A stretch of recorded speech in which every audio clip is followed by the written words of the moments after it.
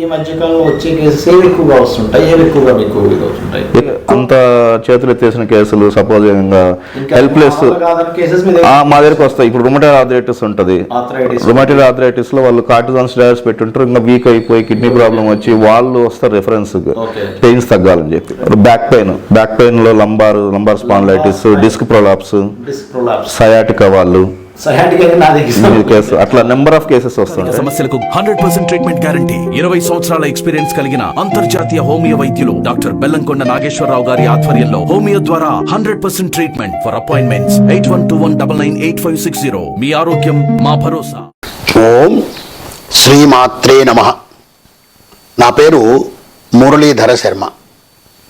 నేను హైదరాబాద్ ఉప్పాలగూడలో ఉన్న మణికొండలో ఉన్నటువంటి గోల్డెన్ టెంపుల్ వద్ద నివాసం ఉంటుంటాం. గత వారం మనము వివాహం గురించిన ఒక ముఖ్యమైన అంశం గురించి తెలుసుకున్నాం. మన సనాతన ధర్మంలో, హిందూ సాంప్రదాయంలో వివాహానికి అత్యంత ప్రాధాన్యత ఉంది.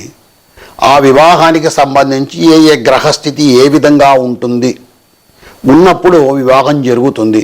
ఒకవేళ గ్రహస్థితి ఏదైనా తేడా ఉంటే వివాహాల్లో ఎలాంటి ఇబ్బందులు వస్తాయని తెలుసుకున్నాం. అయితే మన సాంప్రదాయంలో ఉన్నటువంటిది మరొకటి ప్రేమ వివాహం.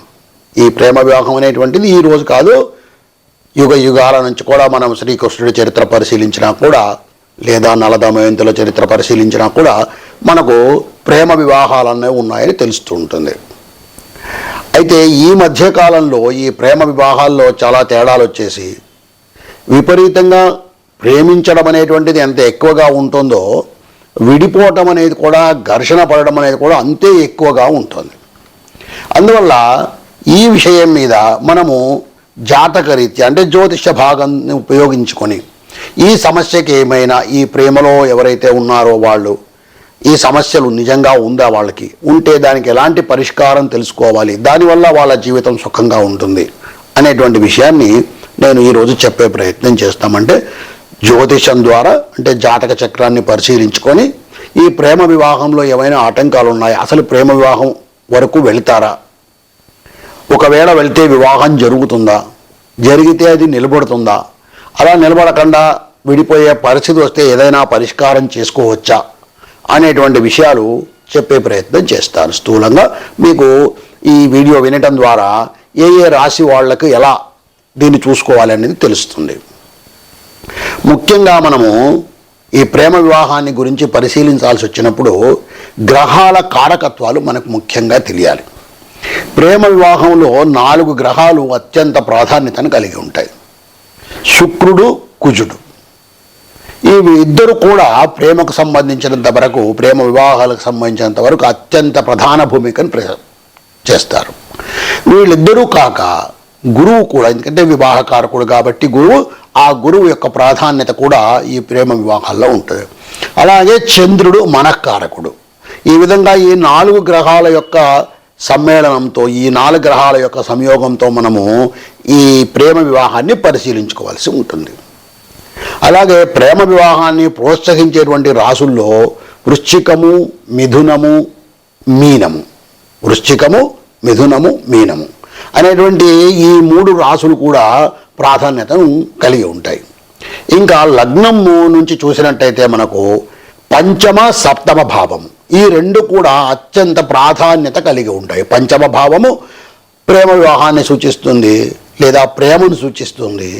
సప్తమ స్థానము వివాహాన్ని సూచిస్తుంది. అలాగే 11వ స్థానం కూడా, ఏకాదశి స్థానం కూడా ఈ ప్రేమ వివాహాల్లో ప్రాధాన్యత కలిగి ఉంటుంది. ఇంకా ఇది కాక గ్రహ ఉచ్చ నీచ స్థితులు, అలాగే గ్రహాల యొక్క దృష్టులు కూడా చాలా ప్రధానమైనటువంటి పాత్రను కలిగి ఉంటాయి. గ్రహాల దృష్టులు నేను గత వీడియోలో కూడా చెప్పాను, మరొకసారి చెప్పే ప్రయత్నం చేస్తాను. ప్రతి గ్రహం కూడా తను ఉన్నటువంటి ఇంటి నుంచి 7వ ఇంటిని చూస్తూ ఉంటుంది. అంటే ఉదాహరణకు కుజుడు ఉన్నాడు, కుజుడు తన ఉన్నటువంటి ఆ ఇంటి నుంచి 7వ ఇంటిని చూస్తూ ఉంటాడు. ఆ 7వ ఇంటిని మాత్రమే కాకుండా కుజుడు 4, 8వ ఇంటిని కూడా చూస్తాడు. ప్రతి గ్రహము 7వ ఇంటిని చూస్తుంది. ప్రత్యేకించి కుజుడు 7వ ఇంటికి మాత్రమే, సప్తమ స్థానానికి మాత్రమే కాకుండా 4వ ఇంటికి, 8వ ఇంటికి కూడా తన కుజ దృష్టి కలిగి ఉంటాడు. అలాగే శనిని తీసుకున్నట్టయితే సప్తమ స్థానంతో పాటు 3వ ఇంటికి 10వ ఇంటికి కూడా ఈ గ్రహ దృష్టి, శని యొక్క దృష్టి ఉంటుంది. అంటే ఈ గ్రహము 3 స్థానాలను చూస్తూ ఉంటుంది అన్నమాట. సాధారణంగా అన్ని గ్రహాలు ఒకే ఒక స్థానాన్ని చూస్తే కుజుడు 3 స్థానాలను చూస్తాడు, శని 3 స్థానాలను చూస్తాడు, అలాగే గురువు కూడా 3 స్థానాలను చూస్తాడు. గురువు 5, 9 స్థానాలను కూడా చూస్తాడు. ఈ విధంగా మనకు గ్రహాల యొక్క దృష్టులు కూడా ప్రాధాన్యత వహిస్తాయి. ఇక ప్రేమ వివాహానికి సంబంధించినంత వరకు ఇందాకే చెప్పాను నేను, జాతకంలో 5వ స్థానం 5వ భావం అంటే లగ్నము నుంచి 5వ స్థానం, ఉదాహరణకు మేష లగ్నం అనుకుంటే మీది, అంటే మనం ఉదాహరణగా తీసుకొని పరిశీలిస్తున్నాం. మేషలగ్నం అనుకుంటే 5వ స్థానం మేషం, వృషభం, మిథునం, కర్కాటకం, సింహలగ్నం, సింహరాశి. ఆ సింహరాశి అనేటువంటి 5వ భావం, 5వ భావం. అక్కడ ఏ గ్రహాలు ఉన్నాయి, ఏ గ్రహాల యొక్క కలయిక ఉంది, ఏ గ్రహాలకు ఆ స్థానం యొక్క దృష్టి ఉంది, ఇలాంటిని తప్పకుండా పరిశీలించాలి. 5వ భావాన్ని, 5వ భావం ప్రేమను చూపిస్తే 7వ భావం 7వ భావం వివాహాన్ని సూచిస్తుంది. ఇక ఈ 2 అంటే 5, 7 ఈ 2 ఇంటికి సంబంధించిన గ్రహాలు ఒకదానితో ఒకటి పరివర్తన చెందినా కానీ, అంటే 5వ ఇంట్లో ఉండవలసినటువంటి 5వ ఇంటి యొక్క అధిపతి 7వ ఇంట్లో ఉండటము, 7వ ఇంటి యొక్క అధిపతి 5వ ఇంట్లో ఉండటము, లేదా ఈ 2 గ్రహాలు ఒకరినొకరు చూసుకుంటూ ఉండటము, ఇలాంటివి జరిగినా కూడా ప్రేమ వివాహానికి ఎక్కువగా అవకాశం ఉంటుంది. ఇంకా నేను ఇందాకే చెప్పాను శుక్రుడు అత్యంత ప్రాధాన్యత కలిగినటువంటి గ్రహము అని చెప్పి. అయితే ఈ శుక్రుడు కనుక వక్రస్థితిలో ఉంటే, మనకు తెలుసు కొన్ని గ్రహాలు వక్రస్థితిలో ప్రయాణం సహజంగా రాహుకేతువులు వక్రస్థితిని కలిగి ఉంటారు. అవి కాకుండా మిగిలిన గ్రహాలు, రవిని మినహాయించి మిగిలిన గ్రహాలు వక్రస్థితిని కూడా కలిగి ఉంటాయి. ఇలా వక్రస్థితిని కలిగి ఉంటే, శుక్రుడు ప్రత్యేకించి వక్రస్థితిని కలిగి ఉంటే ఆ ప్రేమ వివాహము జరిగే అవకాశం ఉండదు. ఇక కుజుడు యొక్క ప్రాధాన్యత చెప్పాను. శుక్రుడు కుజుడు వీళ్ళిద్దరు కనుక కలిసి ఉంటే, శుక్రుడు బలమైనటువంటి ప్రేమకు కారకుడైతే కుజుడు బలమైనటువంటి కోరికకు కారకుడు. ఈ విధంగా ఈ 2 గ్రహాలు ఎక్కడ కలిసి ఉన్నా కూడా, అంటే 5వ భావంతో సంబంధం లేదు, 7వ భావంతో సంబంధం లేదు, ఎక్కడైనా కానీ కుజ శుక్రులు కలిసి ఉంటే కనుక వాళ్ళలో ప్రేమ అనేటువంటిది పుట్టే అవకాశం ఉంటుంది. అది ముందుకు వెళ్తుందా లేదా అనేటువంటిది మిగతా గ్రహాల యొక్క స్థితి మీద ఆధారపడుతుంది. అయితే శుక్ర కుజులు కలిసి ఉంటే తప్పకుండా ఇది ప్రేమకు ఆస్కారాన్ని కల్పిస్తుంది. లవ్ అని అంటుంటారు కదా, ఈ మధ్య ఎక్కడ చూసినా కానీ ఈ పదమే వింటున్నాం. సినిమాల్లో చూసినా, లేకపోతే మనం యూట్యూబ్లో చూసినా, లేకపోతే ఎలాంటి సామాజిక మాధ్యమాల్లో చూసినా కూడా ఈ సబ్జెక్టే వింటున్నాం. కాబట్టి ఈ 2 గ్రహాలు కనుక కలిసి ఉంటే కనుక జాతకంలో తప్పకుండా ఆ జాతకుడు లేదా జాతకురాలు ప్రేమ వైపు వెళ్ళే అవకాశం ఉంటుంది. అలాగా ఈ కుజుడు శుక్రుని మీద దృష్టిని కలిగి ఉంటే, చెప్పాను కుజునికి 3 విధాలుగా దృష్టి ఉంటుందని, 4, 7, 8 స్థానాలు. కుజుడు కనుక శుక్రుడిని 4వ స్థానంలో కానీ లేదా 7వ స్థానంలో కానీ చూస్తూ ఉంటే ప్రేమ వివాహం జరిగే అవకాశం ఎక్కువగా ఉంటుంది. ఇంతకుముందు చెప్పాను కుజుడు శుక్రుడు కలిసి ఉంటే అవకాశం ఉంది అని. లేదు వీళ్ళిద్దరూ కలిసి లేరు కానీ దృష్టిని కలిగి ఉన్నాడు, కుజ దృష్టి శుక్రుడి మీద ఉంది, 4వ స్థానం నుంచి కానీ 7వ స్థానం కానీ. అలా కాకుండా 8వ స్థానాన్ని కనుక చూస్తూ ఉంటే అప్పుడు కూడా ప్రేమకు అవకాశం ఉంటుంది. కానీ ఆ ప్రేమ వివాహము జరిగే అవకాశము లేదా జరిగినా కూడా అది నిలబడే అవకాశము ఉండదన్నమాట. అంటే కుజ దృష్టి 4వ స్థానంలో ఉన్న శుక్రుడిపై కానీ లేదా 7వ స్థానంలో శుక్రుడు ఉంటే అక్కడ కానీ ఉంటే ఎటువంటి ఇబ్బంది ఉండదు, ప్రేమ వివాహం ముందుకు వెళ్ళే అవకాశం ఉంటుంది. అలాగా 8వ స్థానం వైపు కనుక దృష్టి ఉంటే, అంటే శుక్రుడు 8వ ఇంట ఉండి కుజుడు ఆ స్థానాన్ని చూస్తూ ఉంటే కనుక అప్పుడు ఈ వివాహం విడిపోయే అవకాశం ఉంటుంది. ఇంకా ఇదే కాకుండా మనము ఇప్పుడు లగ్నం గురించి చూసాం. ఏ కండిషన్స్ అయితే, ఏ నియమాలు అయితే మనం చూసామో ఒక లగ్నం నుంచి శుక్రుల యొక్క శుక్ర కుజ సంబంధాన్ని, అదే విధమైనటువంటి సంబంధాన్ని మనము అంశచక్రంలో కూడా, నవాంశ చక్రం అంటాం కదా, ఈ నవాంశ చక్రంలో కూడా పరిశీలించుకోవచ్చు. నవాంశ అనేది మరింత ఇంకా స్పష్టతనిచ్చేటువంటి అవకాశం ఉంటుంది, ప్రత్యేకించి ఈ వివాహాల విషయంలో. ఇక అంశచక్రంలో, నవాంశ చక్రంలో శుక్రుడు రవి కనుక కలిసి ఉంటే, నేను చెప్పాను కదా శుక్రుడు కుజుడు కలిసి ఉంటే ప్రేమ వివాహానికి దారితీస్తుందని. అలా కాకుండా నవాంశ చక్రంలో శుక్రుడు రవి కనుక కలిసి ఉంటే అది విడాకులకు కూడా దారితీసే అవకాశం ఉంటుంది.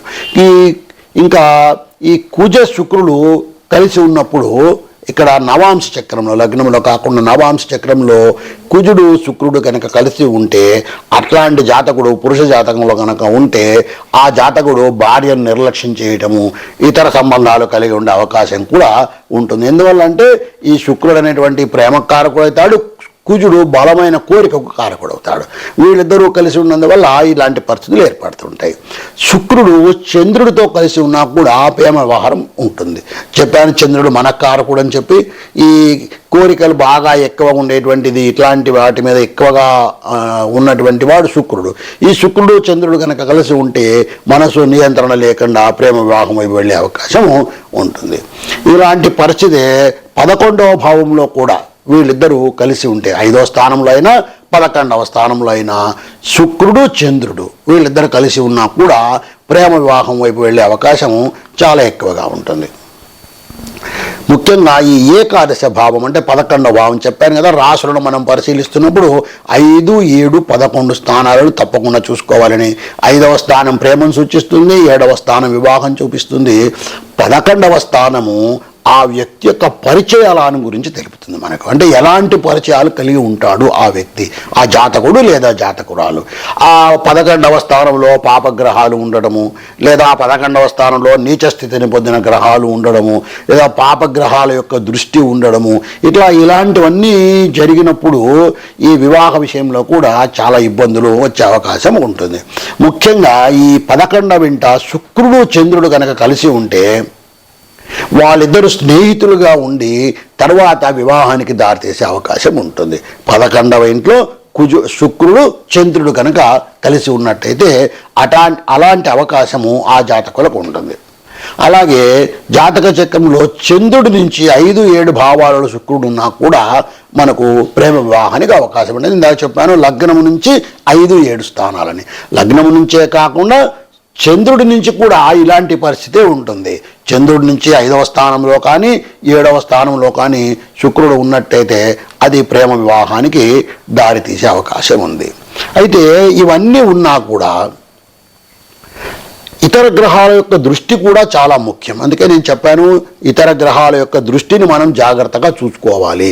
కేవలము శుక్రుడు కుజుడు కలిసి ఉన్నారు లేదా శుక్రుడు చంద్రుడు కలిసి ఉన్నారు కాబట్టి నాకు వివాహం అయిపోతుంది, నేను ప్రేమ వివాహం తీసుకుంటాను, దానివల్ల నేను సుఖంగా ఉంటాను అట్లానే అనుకోవడానికి వీల్లేదు.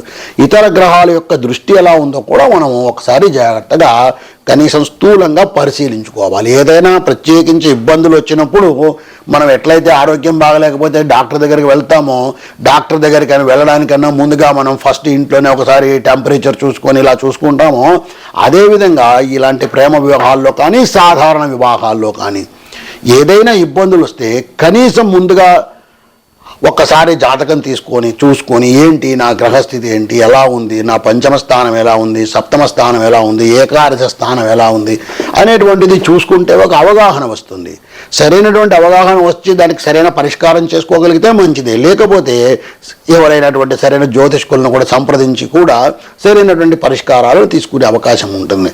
అంతే తప్ప ఇబ్బందులు కలిగినప్పుడు ఆ ఇబ్బందులను పెంచి పోషించుకొని, అంటే ఇందాక నేను చెప్పినట్టు ఏదో అనారోగ్యం వస్తే అనారోగ్యం గురించి పట్టించుకోకుండా అలాగే ముద్ర పెట్టుకొని దానివల్ల అనారోగ్యం తీవ్రమయ్యి ఇబ్బంది పడేదానికన్నా కాస్త సమస్య వచ్చినప్పుడే సరైనటువంటి పరిష్కారం దిశ వైపు మనం ప్రయాణం చేసినట్టయితే, మీరు ప్రేమవివాహం చేసుకున్నారు, పెద్దలను అడిగి చేశారా, మీరంతకు మీరు చేసుకున్నారా, అది ఒక విషయం. కనీసం చేసుకున్న దాన్ని జాగ్రత్తగా కాపాడుకోవడానికి ఈ జాతక భావం అనేటువంటిది కొంత ఉపయోగాన్ని మీకు ఇస్తుంది. అలాగే శని దృష్టి కూడా ఎలాంటి, ఇప్పుడు పంచమ స్థానాన్ని శని చూస్తున్నాడా, లేదా సప్తమ స్థానాన్ని చూస్తున్నాడా, లేదా ఏకాదశ స్థానాన్ని చూస్తున్నాడా శని అనేటువంటిది కూడా ముఖ్యమైనటువంటిది. తర్వాత 6వ ఇల్లు, లగ్నానికి 6వ ఇల్లు శత్రు రోగ రుణ స్థానము అని మనకందరికీ తెలుసు.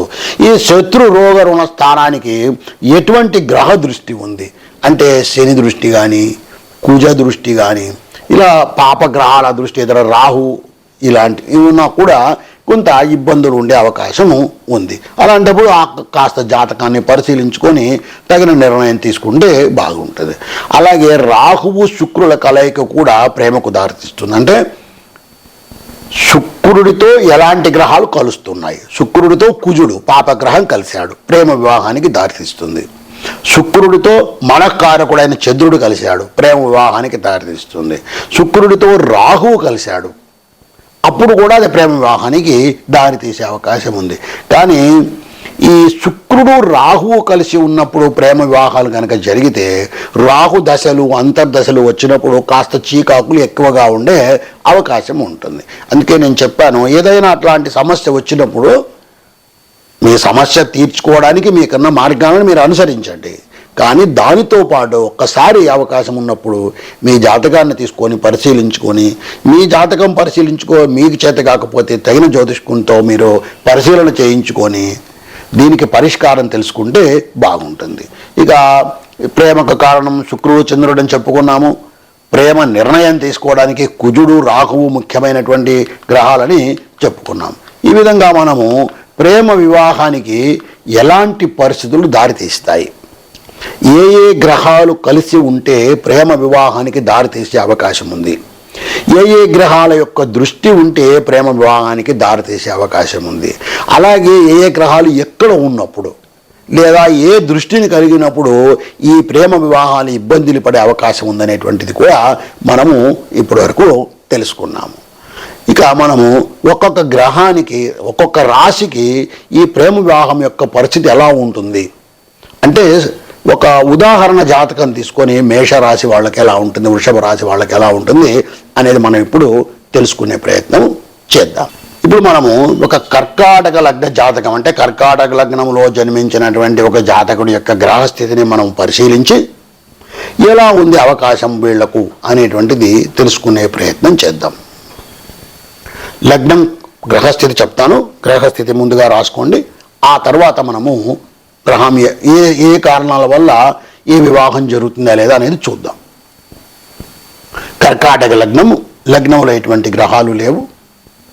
సింహంలో కుజుడు ఉన్నాడు 2వ ఇంట, కన్యలో 3వ ఇంట గురువు ఉన్నాడు, పంచమ స్థానంలో రాహు ఉన్నాడు, అలాగే కుంభరాశిలో శని ఉన్నాడు స్వక్షేత్రంలో, మేషంలో చంద్రుడు శుక్రుడు కలుసుకొని ఉన్నారు, వృషభంలో కేతు ఉన్నాడు, మిథునంలో రవి బుధులు ఉన్నారు. ఇది గ్రహస్థితి. మరి ఒకసారి గ్రహస్థితి చెప్పే ప్రయత్నం చేస్తాను, రాసుకోండి. కర్కాటక లగ్నంలో ఎటువంటి గ్రహాలు లేవు. 2వ ఇంట సింహంలో కుజుడు, 3వ ఇంట కన్యలో గురువు, పంచమంలో అంటే వృశ్చికంలో రాహువు, కుంభంలో శని అంటే సప్తమ స్థానం, కుంభంలో శని, అష్టమ స్థితిలో శని ఉన్నాడు. తర్వాత మేషంలో చంద్రుడు శుక్రుడు ఉన్నారు, వృషభంలో కేతు ఉన్నాడు, మిథునంలో రవి బుధుడు ఉన్నారు. ఇది గ్రహస్థితి. మనం ఇప్పుడు ఈ గ్రహస్థితిని పరిశీలిస్తే చంద్రుడు శుక్రుడు కలుసుకొని ఉన్నారు 10వ ఇంట మేషరాశిలో, రాజ్యస్థానంలో కలుసుకొని ఉన్నారు. ఇది కుజక్షేత్రము, శుక్రునికి సమగ్రహ క్షేత్రం. సమగ్రహ క్షేత్రంలో ఉండడం వల్ల పెద్దగా ప్రభావం చూపించే అవకాశం లేదు. కానీ చంద్ర శుక్రుల కలయిక ఇది. అంటే చంద్రుడు మనఃకారకుడు, శుక్రుడు ప్రేమను కావాలనేటువంటి ప్రేమను ప్రోత్సహించేటువంటి వాడు. అంటే ప్రేమకు సంబంధించిన ప్రయత్నాలు జరిగే అవకాశం ఎక్కువగా ఉంది. తర్వాత శని అష్టమ స్థితిలో ఉన్నాడు కాబట్టి మనకేం దానివల్ల ఇప్పుడు ప్రస్తుతం ఏం ఇబ్బంది లేదు. కుజుడు అష్టమ దృష్టిని కలిగి ఉన్నాడు. కుజుడు అష్టమ దృష్టి,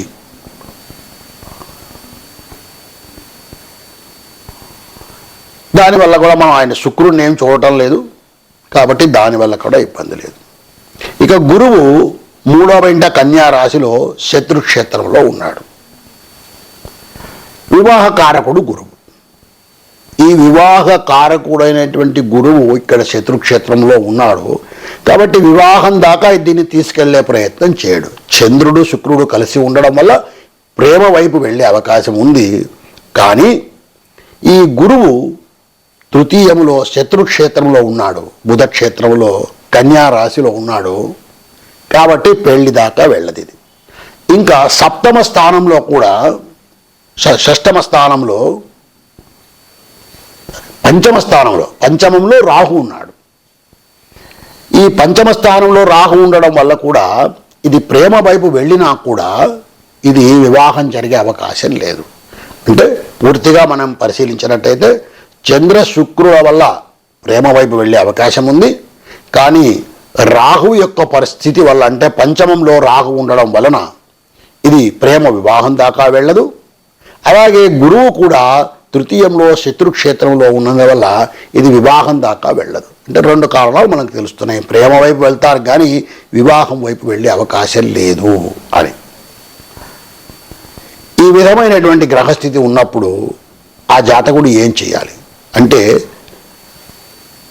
ప్రేమ జరగవచ్చు కానీ వివాహం జరిగే అవకాశం లేదు. కాబట్టి దాన్ని మనసుకు తీసుకోకుండా, అంటే నేను ప్రేమించాను కానీ నాకు వివాహం జరగలేదు అని చెప్పి ఏదో సినిమాల్లో చూపించినట్టుగా ఆ ప్రేమించిన యువతి పైన లేకంటే ఇంకెవరిపైనో దాడులు చేయటాలు ఇలాంటివి చేయకుండా, మనకు భగవంతుడి యొక్క అనుగ్రహం లేదు అనేటువంటి మనసు దృఢం చేసుకొని పెద్దలు చూపించినటువంటి వివాహం చేసుకోవడం చాలా ఉత్తమం.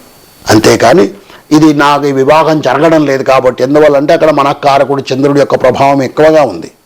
ఆయన కోరిక వైపు మళ్ళిస్తున్నాడు. కుజక్షేత్రంలో పాపక్షేత్రంలో ఇద్దరు ఉన్నారు అక్కడ, చంద్రుడు శుక్రుడు. వీళ్ళు ప్రేమ వైపు మళ్ళిస్తున్నారు. కానీ ఈ రాహు యొక్క ప్రభావం వల్ల ప్రేమ వివాహం జరగడం లేదు. కాబట్టి దీన్ని మనం సక్రమంగా అర్థం చేసుకొని తను ప్రేమించినటువంటి ఆ వ్యక్తి మీద దాడులు చేయడాలు, ఇబ్బందులు పెట్టడాలు, కష్టపడడాలు లాంటివి చేయకుండా, మనకు భగవంతుడు అనుగ్రహం లేదు కాబట్టి మనము పెద్దలు చూపించిన మార్గంలో నడుస్తామని చెప్పి నిర్ణయం తీసుకోవడము ఉత్తమము. ఆ విధంగా నిర్ణయం తీసుకొని జీవితము సుఖమయం చేసుకుంటారని ఆశిస్తున్నాను. శ్రీమాత్రే నమః.